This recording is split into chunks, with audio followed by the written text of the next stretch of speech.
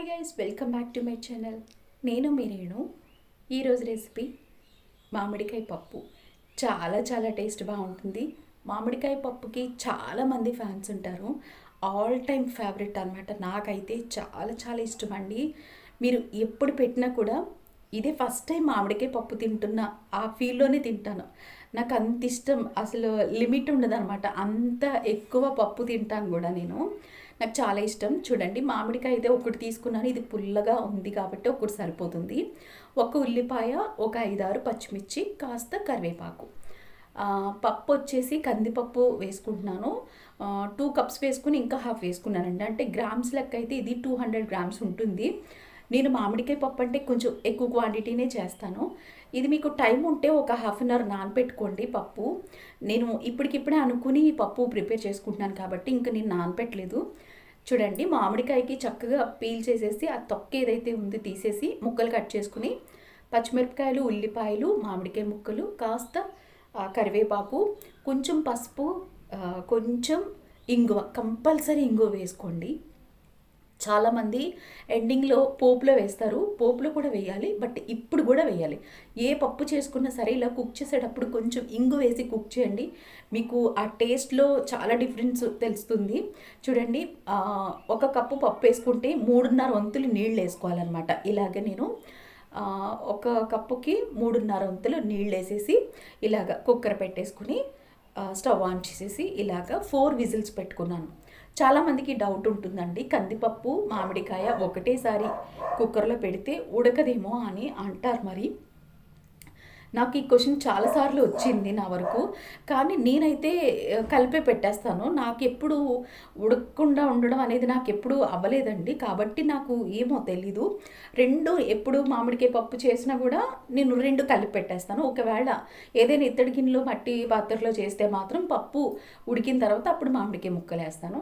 Cooker అయితే మాత్రం అన్నీ ఒకటేసారి పెట్టేస్తాను అనమాట. చూడండి, 4 విజిల్స్ వచ్చింది. చూడండి ఎంత మెత్తగా ఉడికిపోయిందో చూసారా. ఇంకా నేను అంత గట్టిగా కలపట్లేదు, ఎందుకంటే మొత్తం అది చాలాగా స్మూత్గా పేస్ట్ లాగా అయిపోతుంది. అందుకని ఎక్కడైనా చిన్నది మామిడికాయ ముక్క అయినా తగలకుండా ఉంటుందేమో అన్నట్టు నేను కొంచెం కొంచెంగా అటు ఇటు కలిపేసి ఇంకొక గ్లాస్ వాటర్ వేసుకొని కాస్త కారం, కొంచెం ఉప్పు, మనం ఎంతైతే మనకి ఉప్పు తింటామో దాన్ని బట్టి ఉప్పు కూడా ఇక్కడ వేసేసుకుని హై ఫ్లేమ్ కానీ మీడియం ఫ్లేమ్ కానీ పెట్టుకుని జస్ట్ అది కొంచెం హీట్ అయ్యి మనకి ఉడకడం స్టార్ట్ అవుతుంది అన్నప్పుడు పోపు వేసేసుకుంటే సరిపోతుంది. దీన్ని ఏమి ఎక్కువసేపు మనం ఉడికించాల్సిన అవసరం లేదు. చాలామంది కారం కూడా కుక్కర్ పెట్టేటప్పుడే వేసేస్తారు. నాకు ఫస్ట్ నుంచి అది అలవాట్లేదు. నేను ఏదైతే విజిల్స్ అంతా అయిపోయిన తర్వాత అప్పుడు కారాన్ని యాడ్ చేస్తాను. చూడండి, చాలా సింపుల్ మామిడికాయ పప్పు.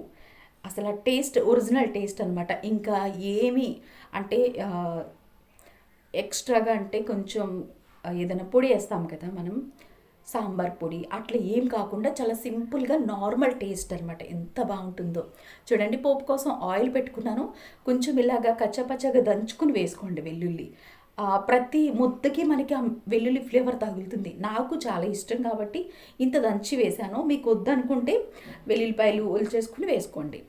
జీలకర్ర, మినపప్పు, ఆవాలు వేసి కొంచెం ఫ్రై చేసిన తర్వాత ఎండుమిర్చి, కరివేపాకు. నేను మామిడికాయ పప్పులో ఎండుమిర్చి, పచ్చిమిర్చి కొంచెం ఎక్కువగానే వేస్తానండి. కారం అంత ఎక్కువ ఏమేయను, కానీ ఎండుమిరపకాయలు ఒక 5-6 వేస్తాను. పచ్చిమిరపకాయలు కూడా ఒక 5-6 వేసుకుంటాను అనమాట. నేను ఏదైతే పప్పు క్వాంటిటీ చెప్పాను కదా, 200 గ్రామ్స్ పప్పు తీసుకుంటే ఇంత క్వాంటిటీలో నేను మిర్చీలు వేస్తాను అనమాట. చూడండి, కొంచెం ఇంగు వేసేసి పోపు అంతా ఫ్రై చేసేసి మనం ఏదైతే ఇందాక కుక్ చేసి పక్కన ఉంచుకున్నాం కదా మామిడికాయ పప్పు, ఇందులోకి వేసేసుకోండి. ఎంత బాగుందో చూడండి. చూడడానికే కాదు, టేస్ట్ కూడా ఎంత బాగుంటుందో, చాలా బాగుంటుంది. ఇది ఈరోజు తిన్నామా, మరుసటి రోజుకి ఫ్రిడ్జ్లో అవసరం లేదు, మీరు బయటే ఉంచండి, అస్సలు స్మెల్ రాదు. అంటే అట్లా ఉంచి తినకూడదు, కాకపోతే చెప్తున్నా నేను. అసలు ఎక్కడ కూడా అసలు స్మెల్ కానీ టేస్ట్లో డిఫరెన్స్ కానీ ఏమీ ఉండదండి. ఎంత ఇప్పుడే చేసుకుంటామా పప్పు అన్నంత రుచిగా ఉంటుంది, అంత కమ్మగా ఉంటుంది. ఈ కమ్మని మామిడికాయ పప్పు వేసుకుని తింటుంటే అన్నంలోకి నాకు ఎంత ఇష్టం అంటే చాలా చాలా ఇష్టం అనమాట. మీరు నాన్ వెజ్ ఐటమ్స్ ఏం పెట్టినా కూడా మామిడికాయ పప్పు పెట్టుంటే అవన్నీ వదిలేసి నేను ఈ పప్పే తింటా. మేము వీక్లీ ఒక 4-5 టైమ్స్ అయినా మేము పప్పు చేసుకుంటాం. అసలు రకరకాల పప్పులు నేను 5 టైమ్స్ అయినా చేస్తానండి వీక్లీకి. మామిడికాయలు దొరుకుతాయంటే ఆ 5 టైమ్స్ కూడా మామిడికాయ పప్పే చేస్తా. అంత ఇష్టం అనమాట. చాలా ఎప్పుడు చేసినా ఒకటే టేస్ట్. ఇలా నార్మల్‌గా సింపుల్‌గా ఇట్లాగే చేస్తాను. ఇంకా కొత్తిమీర లేదు. కొత్తిమీర ఉన్నా కూడా బావుంటుంది.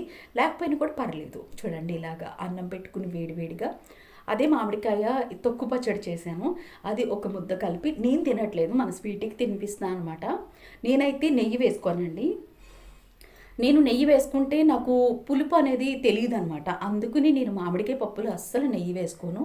యాజ్ ఇట్ ఈస్ ఏదైతే పప్పు చేసుకుంటానో అదే తింటాను. ఆ టేస్టే నాకు చాలా నచ్చుతుంది.